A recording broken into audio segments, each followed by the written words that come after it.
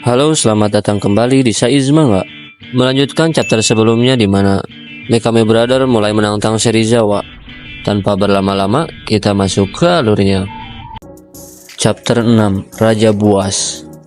Sama seperti sebelumnya, scene diawali dengan memperlihatkan keadaan kota Tuarushi yang sangat cerah. Namun, di tengah-tengah kota cerah yang damai tersebut, selalu ada konflik di sela-selanya, maupun itu kecil atau besar. Seperti contohnya saat ini, di sekolah suzuran, lebih tepatnya di atap sekolah, ada perseteruan antara Mikami bersaudara dan Serizawa. Mereka berdua berkata bahwa Serizawa bisa berada di puncak tersebut karena dijuluki sebagai Raja Buas. Namun Serizawa tidak merasa hal itu membuatnya menjadi yang teratas di suzuran. Namun sang kakak langsung membantah perkataan Serizawa tersebut. Sang kakak pun menambahkan bahwa Serizawa kurang percaya diri dengan kekuatannya itu, karena julukan tersebut sudah menyebar luas ke penjuru kota Tuarushi. Sang adik pun menambahkan bahwa Serizawa sepertinya kurang yakin akan hal itu.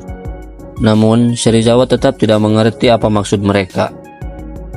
Tak cukup sampai di situ, sang kakak pun menambahkan, jika Serizawa tidak merasa begitu, lalu mengapa dia bisa berada di atas yang lainnya? Lalu, sang adik pun memprovokasinya dengan berkata apakah di fraksi Serizawa sedang terpecah belah. Mereka berdua mengira Serizawa sangat khawatir, terlihat dari raut wajahnya yang sangat menyedihkan. Mendengar hal tersebut jelas membuat Serizawa menjadi semakin kesal, dan dia tidak bisa berkata-kata lagi, karena sebelumnya sudah dibuat kesal oleh Genji, lalu kali ini mereka datang dan kembali membuatnya kesal. Serizawa pun langsung bersiap masuk ke mode tempur, dengan berpesan jangan salahkan dirinya jika mereka berdua masuk rumah sakit.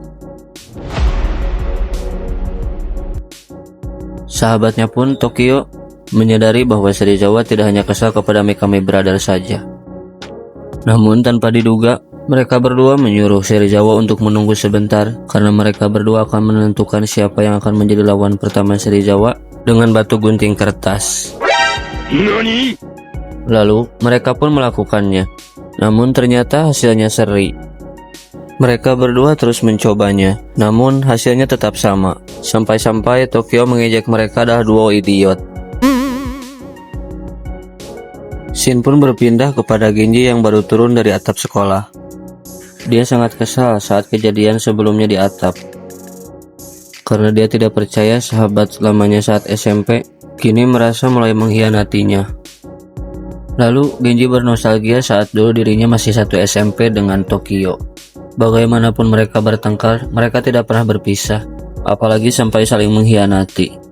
Sambil nyebat, Genji masih merenung di tangga sekolah. Dia pun bergumam jika harus melawan Tokyo, maka dia akan melawannya.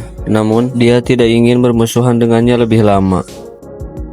Karena dulu pun saat mereka bertarung, mereka belum pernah menjadi musuh. Bahkan bisa disebut itulah cara mereka berkomunikasi dengan pukulan.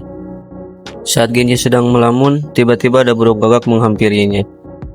Lalu, Shin pun kembali berganti. Lebih tepatnya di atap suzuran yang sebelumnya akan ada pertarungan di antara Mikami Brother melawan Serizawa. Namun sepertinya mereka berdua belum selesai melakukan suite tersebut. Sampai-sampai Serizawa harus menunggunya lebih lama. Kemudian salah satu dari mereka pun ada yang menang. Mengetahui hal tersebut, Serizawa pun langsung bertanya siapa lawan pertamanya, karena dia sudah tidak sabar ingin menghajar mereka. Namun, mereka berdua langsung membantahnya, bahwa mereka harus mengulangnya sampai 3 kali ada yang menang. Mendengar hal tersebut, jelas membuat Serizawa semakin kesal, karena itu akan memakan waktu lebih lama dari sebelumnya. Karena tak ingin menunggu lebih lama, Serizawa pun menyarankan mereka bahwa yang kalah yang pertama maju melawannya, lalu yang menang suite tersebut bisa belakangan. Mereka pun setuju dengan usul dari Serizawa, dan itu berarti yang pertama melawan Serizawa adalah sang adik. Tanpa basa-basi, sang adik langsung menyerang terlebih dahulu dengan menggunakan pukulan cepat kanannya. Namun tak diduga Serizawa mampu menghindarinya, yang membuat sang adik langsung berkeringat dingin dan tidak mempercayainya. Lalu, dengan cepat, Serizawa pun langsung mengkonter serangan tersebut. Dan boom, satu pukulan keras tepat mengenai wajahnya.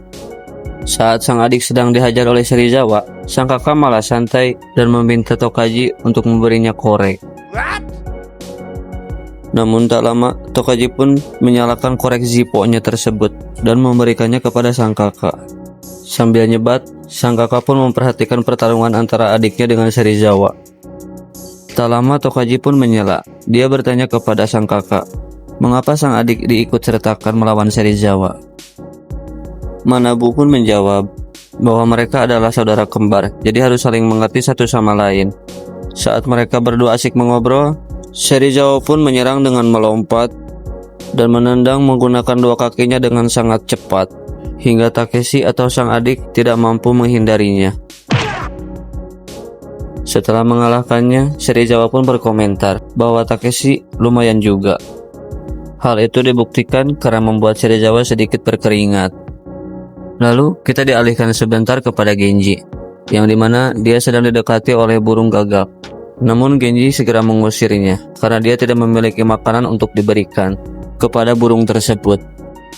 Namun tak lama kemudian Genji melihat burung tersebut seperti sedang tidak baik-baik saja. Lalu dilanjutkan kembali kepada sang kakak, yaitu Mikami Manabu, yang sudah bersiap akan melawan Serizawa. Sambil melemparkan rokoknya yang masih panjang, dia bergumam, melawan sekelas raja binatang seperti Serizawa, dia berpikir tidak bisa menang melawannya. Namun, tanpa berpikir panjang, dia pun langsung menerjang ke arah Serizawa. Bukan memukul ataupun menendang, dia malah meraih kerah baju Serizawa. Lalu menanduk wajahnya menggunakan kepala dengan sangat keras. Hal itu jelas tidak cukup untuk menumbangkan Serizawa. Dia malah tertawa kegirangan karena lawannya begitu agresif. Lalu dengan cepat, Serizawa langsung meraih badan Manabu dan membantingnya ke belakang dengan sangat keras. Setelah itu, suasana pun menjadi sedikit hening dan terlihat burung gagak pun berterbangan di atas atap suzuran, yang menggambarkan situasi di suzuran bahwa semuanya tidak bersaing secara sehat. Pun dengan Genji yang belum mengetahui harus bagaimana dan dengan cara apa dia harus meraih puncak suzuran. Meskipun kebingungan, Genji tetaplah Genji. Dia akan melakukan segala cara untuk meraih ambisinya tersebut.